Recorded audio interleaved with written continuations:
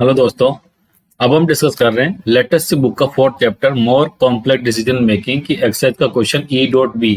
इसके अंदर हमसे क्या बोला गया, attempt the following, write a program using conditional operator to determine whether a year entered through the keyboard is a leap year और not. मतलब कि कीबोर्ड के थ्रू हमें ईयर की एंट्री लेनी है और हमें आइडेंटिफाई करना है क्या वो लीप ईयर है या नहीं है। तो उसके लिए हमें सबसे पहले लीप ईयर पता होना चाहिए, लीप ईयर होता क्या है। तो चलिए हम चेक करते हैं कि लीप ईयर का फॉर्मूला में कैसे डिजाइन करना पड़ेगा। नोटपैड हम चेक कर लेते हैं पहले। लीप ईयर या तो एक तो फर्स्ट कंडीशन तो ये है कि 4 से डिवाइड होना चाहिए।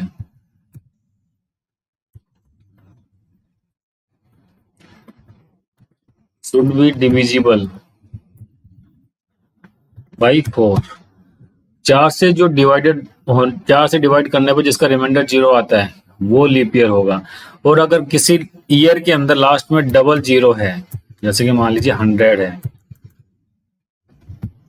200 है, 300 है, ऐसी कंडीशन आने पे 400 है, ऐसी कंडीशन आने पे ये 400 से डिविजिबल होना चाहिए। सेकंड क्या है, शुड बी डिविजिबल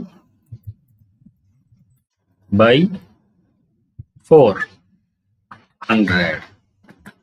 ठीक है, तो ये डिविजिबल बाई 400 होगा कि नहीं है ये हमें चेक करना पड़ेगा। और सबसे पहले चेक करना पड़ेगा कि 4 से डिवाइडेड बाई है कि नहीं। ओके, तो चलिए हम प्रोग्राम डिजाइन करते हैं।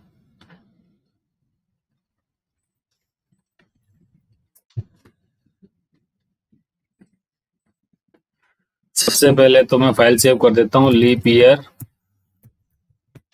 Leap ternary dot C S include stdio.h include conio.h। stdio.h conio.h दोनों की दोनों हेडर फाइल्स हैं जिनका कि हम जनरली यूज करते हैं। stdio का मतलब है standard input and output.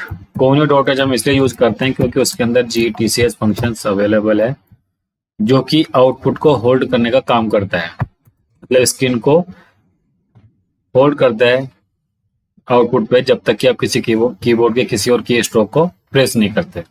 Int year हम यहाँ से एंट्री लेंगे। CLR SCR का हम यूज करते हैं क्लियर स्क्रीन के लिए कि अगर आउटपुट स्क्रीन के ऊपर हमारे पे कुछ ऑलरेडी डिस्प्ले में आ रहा है तो वो क्लियर हो जाए, एकदम क्लियर हमारा आउटपुट आए। तो यहाँ पे करते हैं हम एंटर ईयर। ईयर यहाँ से एंटर होगा। SCAN स्कैन फंक्शन का यूज करते हैं कीबोर्ड से इनपुट लेने के लिए। यहाँ पे हम लिख रहे हैं %d क्योंकि ये फॉर्मेट स्पेसिफायर है इंटीजर टाइप का, इसलिए हमने यहाँ %d यूज करा है। ईयर के आगे लगाया एम%। ईयर का मतलब है ईयर की मेमोरी लोकेशन क्या है हमारे कंप्यूटर के अंदर या हार्ड डिस्क के अंदर। विदाउट एम% ईयर की आप इनपुट ले नहीं सकते।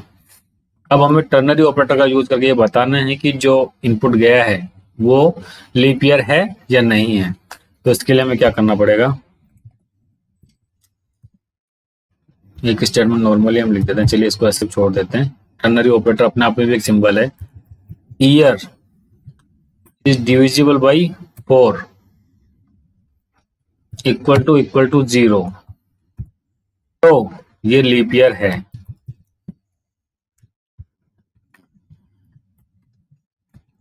Leap year otherwise printf not leap year. ये स्टेटमेंट कैसे काम कर रहा है, देखिए टर्नरी ऑपरेटर कंडीशनल ऑपरेटर किसके थ्रू आ जाता है, एक तो लगता है सबसे पहले तो क्वेश्चन मार्क, उसके बाद लगता है सेमीकोलन कोलन। क्वेश्चन मार्क से पहले जो अप्लाई चीज होती है वो एक्सप्रेशन होता है जो कंडीशन बेस्ड होती है। इसकी कंडीशन के बेस के ऊपर आगे कैलकुलेशन होती है। अगर ये कंडीशन ट्रू हुई तो ये वाला स्टेटमेंट प्रिंट होगा, और अगर ये कंडीशन फॉल्स हुई तो हमारा ये वाला प्रिंट होगा। ठीक है, अब हम इसको एक बार डिबॉग करके चेक करते हैं। कुछ नहीं है, कंट्रोल F9, जैसे कि हमने यहाँ पे एंट्री कर दी है 40 की, तो ये लीप ईयर हो गया। इसकी जगह पे अब हम चेक करते हैं, एंट्री करते हैं 35, नॉट लीप ईयर, मतलब ये प्रॉपरली काम कर रहा है। अब इसकी जगह पे हम कर देते हैं 100 की एंट्री, तो इसने दे दिया लीप ईयर, लेकिन 100 तो लीप ईयर है नहीं क्योंकि जब भी लास्ट में डबल 0 आ जाता है तो उसका मतलब है कि 400 से डिविजिबल होना चाहिए। तो वो लीप ईयर होगा, अदरवाइज वो लीप ईयर नहीं होगा। इस कंडीशन हम चेक कर लेते हैं। तो कोई भी ये 400 से डिविजिबल है, 400 से डिविजिबल वाले की कंडीशन अप्लाई होगी या नहीं होगी, ये हम कैसे चेक करेंगे इसके अंदर? अब ये हमें खुद को सोचना होगा।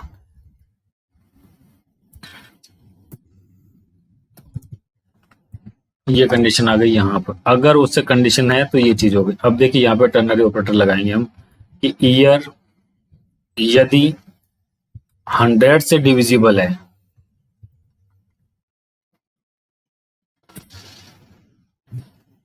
हंड्रेड से अगर डिविजिबल है तो अब हमें चेक करना पड़ेगा क्या वो 400 से भी डिविजिबल है।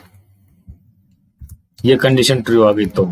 अदरवाइज अगर 100 से डिवाइड करने पर भी उसका रिमाइंडर 0 नहीं आता है तो मतलब कि वो उसके ऊपर 400 वाली कंडीशन अप्लाई नहीं होती। तो हम यहाँ पे क्या कह देंगे, ये सीधा हो जाएगा लीप ईयर।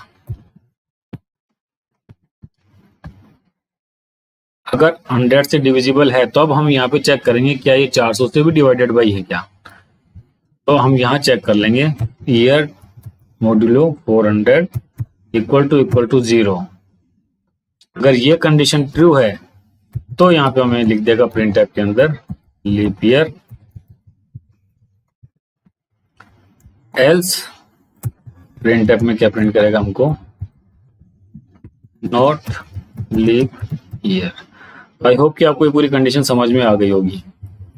प्रिंटफ के बाद में हम जनरली ये स्टेटमेंट लगाते हैं, स्टेटमेंट टर्मिनेटर, लेकिन यहाँ पे नहीं लगा सकते क्योंकि यहाँ लगा देंगे तो हमारा पूरा के पूरा स्टेटमेंट गलत हो जाएगा।